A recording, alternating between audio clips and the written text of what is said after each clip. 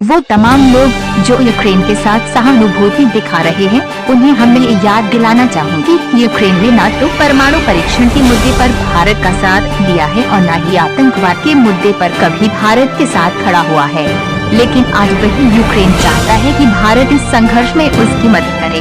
भारत में यूक्रेन के राजदूत ने प्रधानमंत्री मोदी से इस मामले में हस्तक्षेप की मांग की है और कहा है कि अगर भारत चाहे तो इस तनाव को कम करने में यूक्रेन की काफी मदद कर सकता है। इसके अलावा अमेरिका भी भारत पर इस बात के लिए दबाव बना रहा है कि उसे रूस के हमले की निंदा करनी चाहिए। आइए जानते हैं कुछ खास बात तार-7 भारत के साथ।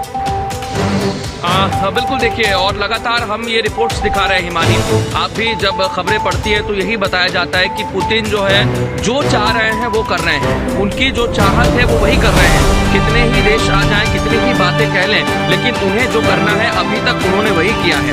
बार बार युद्ध की आहट कैसे मिलती है, इसके 2-3 चीजें मैं बताना चाहूंगा, 2-3 पॉइंट बताना चाहूंगा, क्योंकि रशिया कल ही अपनी संसद में जाता है और परमिशन लेता है, इजाजत लेता है कि वो अपनी सेना का बाहर इस्तेमाल करता है। और आज सुबह यहाँ करीब सुबह 6-6:15 बजे का वक्त हो रहा है, लेकिन सुबह 4-4:30 के आसपास ऐसी खबरें आनी शुरू हो गई, धमाकों की आवाज शुरू होने लगी कम से कम 2 घंटे पहले की मैं आपको तस्वीरें दिखा रहा हूँ। और फिर जो तस्वीरें बाहर आई हैं सोशल मीडिया के जरिए, दूर कहीं धमाका होता है तो शहर दहल उठता है, और उस शहर की तस्वीर भी मैं लगातार दिखाने की कोशिश करूंगा हिमानी।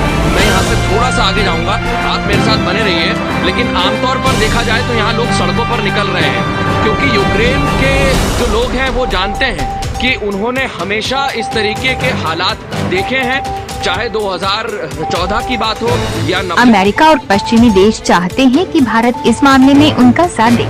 लेकिन यहाँ एक बड़ा सवाल ये है कि इन देशों ने आज तक आतंकवाद के मुद्दे पर भारत को कोई सहयोग नहीं दिया। कश्मीर पर भारत के लिए कुछ नहीं किया।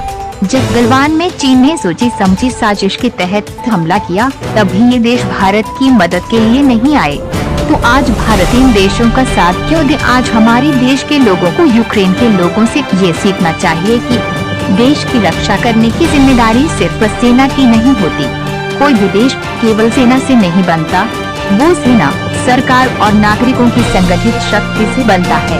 अगर किसी देश के नागरिक ये सोचते हैं कि उनकी रक्षा की जिम्मेदारी सिर्फ सैनिकों की है और सैनिक तो बने ही मरने के लिए हैं, तो उस देश को कोई नहीं बचा सकता। यूक्रेन से क्या सीखा जा सकता है? दूसरी सीख ये है कि किसी भी देश के लिए आत्मनिर्भर होना जरूरी है। जो देश कमजोर होते हैं और दूसरे देशों पर निर्भर होते हैं, उनका हाल यूक्रेन और अफगानिस्तान के जैसा ही होता है। इस युद्ध से पहले तक यूरोप में ये धारणा बन चुकी थी कि 21वीं सदी युद्ध की सदी नहीं है, ये आधुनिक युग है और इसमें अब युद्ध होने लगभग नामुमकिन है। ये धारणा इतनी गलत भी नहीं थी, क्योंकि यूरोप में दूसरे विश्व युद्ध के बाद से कोई बड़ा युद्ध नहीं लड़ा गया। लेकिन इस संघर्ष से ये सीख मिलती है कि युद्ध कभी भी और कहीं भी शुरू हो सकता है। इसके लिए आपको हमेशा तैयार रहना चाहिए। चौथी सीख ये है कि किसी भी देश को अपने फैसले अपने विवेक से लेने चाहिए। आज अगर यूक्रेन ने अमेरिका और ब्रिटेन के कहने अपने परमाणु हथियार नष्ट नहीं किए होते, तो शायद इस युद्ध में उसकी स्थिति थोड़ी अलग होती। जबकि एक समय भारत के सामने भी यही चुनौती थी, जब हमने वर्ष 1900 में पोखरण में परमाणु परीक्षण किया था और अमेरिका चाहता था कि भारत अपने इन हथियारों को नष्ट कर दे।